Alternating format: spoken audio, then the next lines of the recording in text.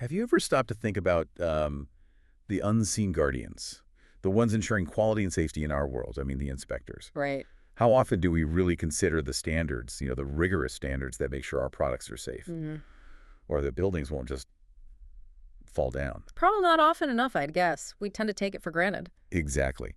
Well, today we're doing a deep dive into something truly fundamental to all that. ISO IE 17020. Yes. The big one for inspection bodies. It really is. It's the international standard that, well, sets the bar globally. So our mission today, it's all about unpacking the crucial requirements. Competence, impartiality, consistency, all those things you need in inspections. We'll dig into why these standards are so vital, what they actually mean in practice. And we'll bring it alive with some real-world scenarios, maybe even a few surprising stories from inspectors out in the field. And that's important because this standard, it isn't just about ticking boxes on a form. Not at all. It's really about building trust, ensuring reliability in what's, let's face it, a pretty complex world. That's a great point. And it applies so broadly. You've got government inspectors, sure, but also third-party agencies, even in-house departments within companies. It's everywhere. Okay, let's unpack that then. What exactly is ISO IEC 120.2012? Lay it out for us. All right. So at its heart, it's the international standard specifying the requirements for the competence of bodies doing inspection work. And just as importantly, for the impartiality and consistency of how they actually do those inspections, it's about building that solid framework for reliability. Competence, impartiality, consistency, got it. Exactly. And underpinning all that are a few core principles. You just can't compromise on these. First up, impartiality and independence. Your findings have to be unbiased, period. Makes sense. Then, competence of the staff. Your inspectors need the right skills, the right knowledge, and it needs to be current. Confidentiality is also huge. You're often dealing with sensitive, proprietary info. Right, trade secrets and things. Precisely. Then there's process consistency. Every inspection should follow the same reliable method, doesn't matter who's doing it that day. Wow. And lastly, something called risk-based thinking. Basically, identifying and tackling potential problems before they blow up. Proactive, not just reactive. Exactly. Each one is critical. Take away any piece, and the whole trustworthiness of the inspection, well, it crumbles. So we know what it is. Yeah. But who exactly are we talking about here? You mentioned government folks, third parties. Yeah. Are there industries where maybe people don't think about 17020, but it's actually super relevant? Oh, definitely. It's obviously key for government inspectors, building codes, food safety, that kind of thing. And those independent third-party agencies, the ones companies hire to certify products or systems, absolutely vital for them. Okay. But the one people sometimes overlook is the in-house inspection department. So like within a big manufacturing plant. Exactly. If a car maker has its own team checking quality control on the assembly line, or a food processor has internal checks, this standard applies. Essentially, it's for anyone performing inspections to declare that something meets certain requirements, safety, quality, regulations, you name it. Right. That makes it pretty wide-reaching then. So how does this standard actually break it all down? How is it structured? It's structured logically, clause by clause. Think of it like a blueprint, like you said. It covers every aspect of how an inspection body should operate. A blueprint for excellence, maybe. That's a good way to put it. We can walk through some key clauses. Clause 4, for instance, dives deep into impartiality and independence. This is all about avoiding conflicts of interest, making sure the inspection is truly objective. It's the bedrock. Absolutely fundamental. Okay. Impartiality. That sounds straightforward, but I bet it gets complicated fast.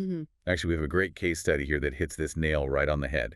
It's from an audit simulation Gulf Inspections LLC in the UAE. Oh, interesting. What happened? Well, the scenario is this. An internal audit found one inspector wasn't just inspecting a client's equipment. They were also giving them kind of unofficial consulting advice on the side, helping them out. There's the conflict.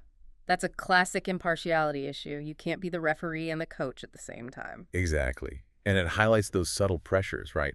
Maybe the inspector thought they were just being helpful, but it completely crosses the line set by the standard. And the findings from the audit simulation, what did they conclude? Pretty clear cut. Yeah. A direct violation of Clause 4, impartiality. Yeah. But also, they found there was no documented corrective action plan for this specific type of issue, and the risk analysis around potential conflicts of interest. It was inadequate. See, that's crucial. It's not just about having the rule. It's about having the systems to catch breaches and fix them, and understanding the risks involved, Public trust is on the line. So what was the fix in the simulation? Yeah. Corrective actions did they propose? Well, first, retraining the inspector involves specifically focusing on impartiality. Second, updating their conflict of interest declaration forms, making them clearer, maybe more frequent. And third, adding random peer reviews, inspections. Another set of eyes checking the work. That makes sense. Layered controls. Exactly. And this case really shows that impartiality isn't something you just achieve once. It needs constant vigilance, robust processes, and clear steps for when things go wrong. It's the standard, working as intended: identify, correct, improve. Okay, so Clause 4 is impartiality. What else is key in this blueprint? Well, moving on, you've got Clause 5, confidentiality, protecting that sensitive client information we talked about. Right. Clause 6 deals with organization and management. You need a clear structure, defined roles, responsibilities, and a solid quality management system underpinning everything. The organizational backbone. Precisely. Then it gets really practical. Clause 7 is about personnel. Are your inspectors qualified? Are they trained? Are they competent? Competent. That sounds like more than just training, right? Oh, absolutely. Training is the start. Competence is proving you can actually apply the knowledge effectively and consistently. It includes experience, skills, ongoing development. You know, it's funny. That reminds me of a story I heard. An inspector was checking a fire system, Okay. right? But the labels showing, like the system specs, were super faded, ancient. Uh-oh. So who does he ask for help? The only other person in the room. A toddler playing nearby. Apparently the kid remembered the original color. Chuckles slightly. You're kidding. Nope.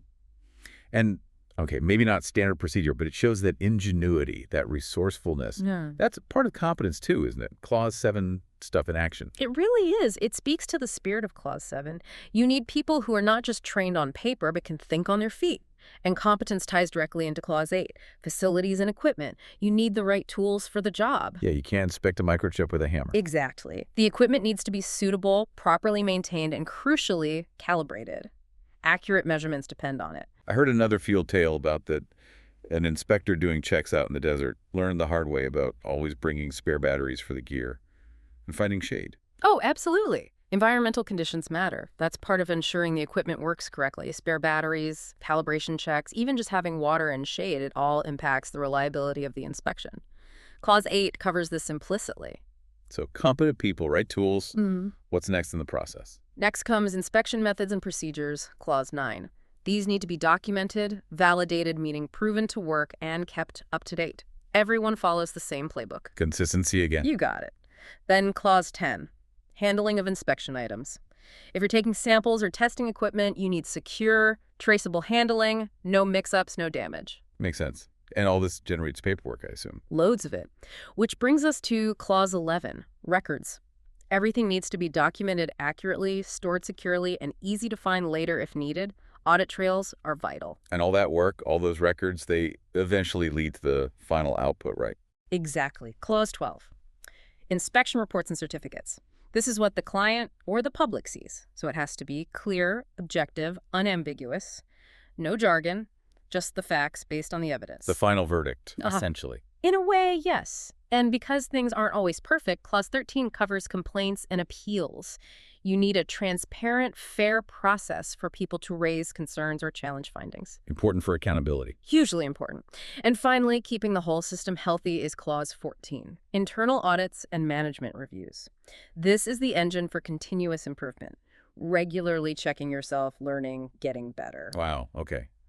That is genuinely comprehensive. It covers pretty much everything. It has to. The stakes are high. So that's the blueprint. But let's get into the human side. Being an inspector or an auditor, checking the inspectors, it's more than just knowing these clauses, right? Absolutely. Training for auditors, for instance, goes deep. Understanding the nuances of each clause, sure, but also things like interviewing techniques, how to ask questions effectively, how to review reports critically, how to spot those nonconformities, the things that don't meet the standard, and doing realistic audit simulations like that Gulf inspections example. But real life. Yeah. Real life throws curveballs. Simulations can't always predict. Always. Like that other story I heard an inspector talking about being 12 floors up on scaffolding on a windy day. Oof. Yeah. And they said, in that moment, you remember every single word of your safety training. That's where the rubber meets the road, isn't it? That's Clause 7 competence saving your skin. It absolutely is. Those field tails, the faded label, the desert batteries, the windy scaffolding, they aren't just war stories. They're real-world proof of why these clauses matter. Why proper training, Clause 7, suitable equipment, Clause 8, and clear procedures, Clause 9, are non-negotiable. So even in crazy situations, the standard provides the anchor. Precisely. It provides the framework to operate effectively and safely, even when things get unpredictable. So when an accreditation body comes in to audit an inspection agency against 17020, what are they actually looking for? Can you give us a peek behind the curtain, like what's on their checklist? Sure. An auditor's checklist is pretty detailed, obviously, but here are the kinds of questions they'd be asking, the evidence they'd look for. Is the inspection body's organizational structure actually documented? Is it clear who's responsible for what?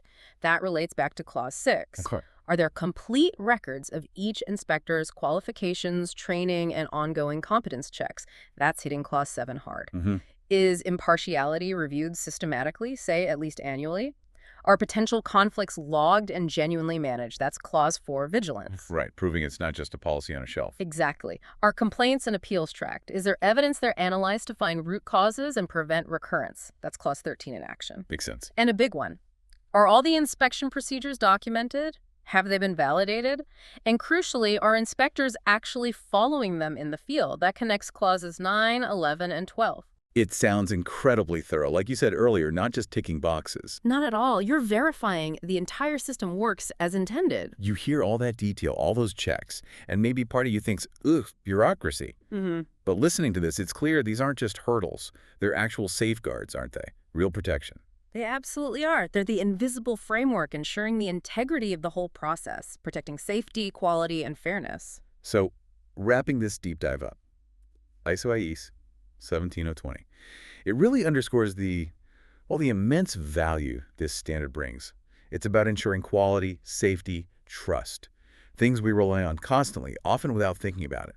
It sets those clear benchmarks for competence and, maybe most importantly, integrity. I couldn't agree more. Think about it.